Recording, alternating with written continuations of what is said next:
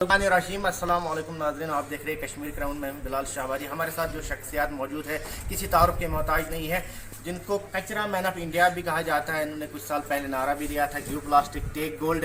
तो इन्होंने आज वेरीनाग और वेरीनाग के एडजेसेंट एरियाज में सैनिटेशन ड्राइव चलवाई, और जिसके साथ इनके साथ मुख्तलिफ डिपार्टमेंटों ने इनको ताउन भी किया है। पुलिस डिपार्टमेंट साथ साथ रही।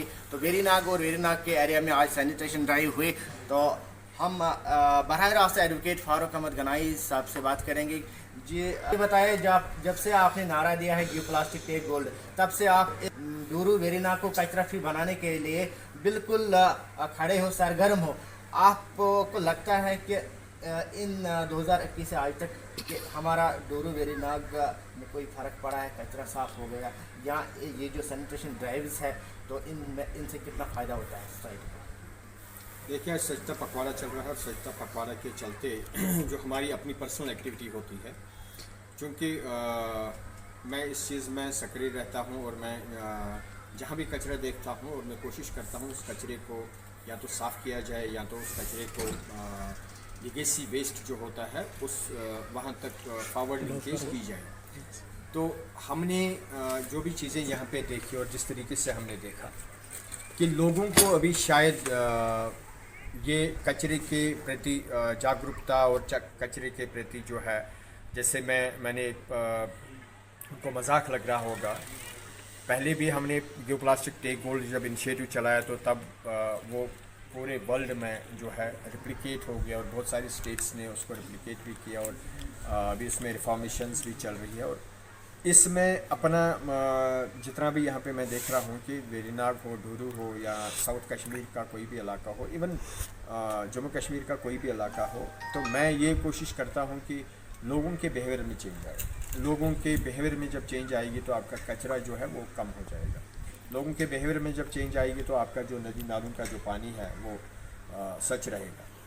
तो हमारी कोशिश यही है और आज उसी कोशिश को आगे बढ़ाते हुए Verinag development authority, Jammu Kashmir police, fisheries department और सेरिकल्चर, फ्लोरिकल्चर और अपने जो टूरिज़म पुलिस और टूरिज़म डिपार्टमेंट के लोग थे और हमारे जो यहाँ के कुछ इज़्ज़त शहरी थे और बिज़नेस एंटरप्रेन्योर्स भी थे कुछ, उन्होंने हमारे साथ, हमने वाटरफॉल से नीचे जो एक स्पॉट था वो स्पॉट हमने आज क्लियर किया और वेरीनाग गार्डन में थोड़ा सा लोगों को प्रोत्साहित करने के लिए हमने कुछ एक्टिविटी करने का कतई माने ये नहीं है कि हम आज आएंगे, फ़ोटो उठाएंगे और चले जाएंगे। मैं समझता हूँ कि जब तक लोगों के बिहेवियर में चेंज नहीं आएगी, जब तक लोगों के रहन सहन में चेंज नहीं आएगी, अगर लोग इसको ये समझते हैं कि जो कचरा फैलता है या जो कचरा वो घरों से बाहर डालते हैं उसको सरकार उठाने आएगी, तो कतई गलत है।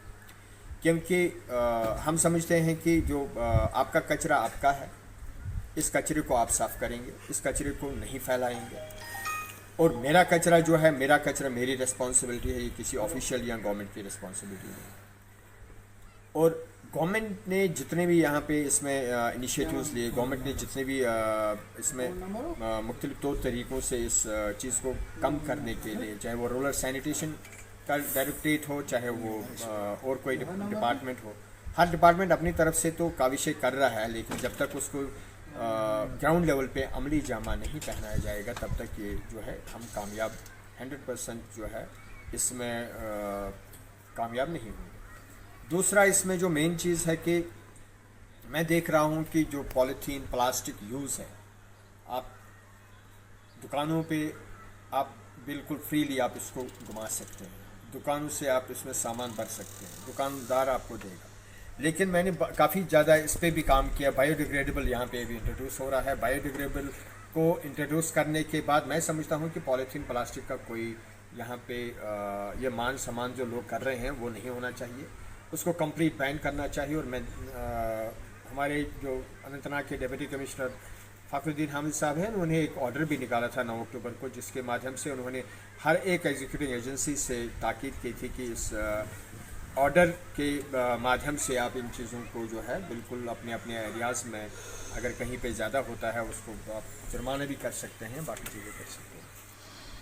कहने का मतलब ये है कि हम जो ये स्वच्छता पखवाड़ा हो या सैनिटेशन ड्राइव हो या कोई भी चीज़ हो, मैं समझता हूँ कि जब तक हम ग्राउंड लेवल पे इसको अमलाएंगे नहीं, मैं समझता हूँ कि जब तक हम खुद नहीं बदलेंगे तो ये वातावरण नहीं बदलेगा। आप ये देख रहे हैं कि ग्लोबल वार्मिंग इस वक्त चल रही है। ग्लोबल वार्मिंग के कितने जो ड्रॉबैक्स है, जो हमारी लाइफ पे जो डायरेक्ट मुज़र असरात पड़ रहे हैं, तो अगर हम वो बताएंगे तो मैं समझता हूँ कि जैसे मैं आपको बताऊँ कि जैसे नार्को टेररिज्म को एक लानत माना जाता है। नार्को टेररिज्म एक बढ़ता चैलेंज है जहाँ पे हमारे जो बच्चे हैं, हमारी बच्चियाँ हैं, ड्रग्स के ओर दौड़ रहे हैं। मैं समझता हूँ कि अगर किसी भी सरकार के लिए नहीं बल्कि किसी भी समाज के लिए और किसी भी कम्युनिटी के लिए अगर इस वक्त सबसे बड़ा चैलेंज है वो नार्को टेररिज्म है, वो ड्रग यूसेज है और ड्रग ट्रैफिकिंग का और जो बाकी जो और ख़ास कर जो एनवायरमेंटल हैज़र्ड है।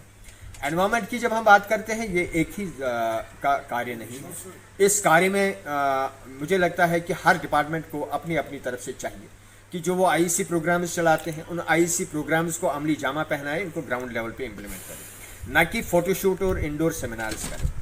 मैं चाहता हूँ कि सरकार एक टीम गठित करे, उस टीम के माध्यम से हर डिस्ट्रिक्ट से उसमें एक एक सोशल वर्कर और एक एक अपना जो ऑफिशियल है वो उस टीम का हिस्सा बने, जो इस पे एक कंक्रीट पॉलिसी बनाएंगे कि इस पॉलीथीन मिनेस को और बाकी चीज़ों को हम अपनी ज़िंदगी से दूर कैसे कर सकें।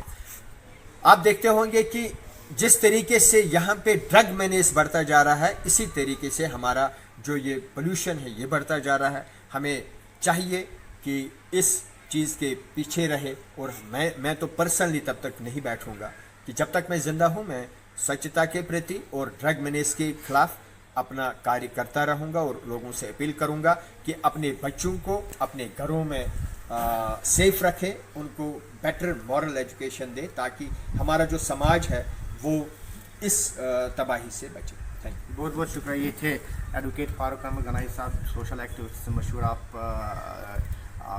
किसी तार के मोहताज नहीं है, इनको कचरा मैन ऑफ इंडिया भी कहा जाता है।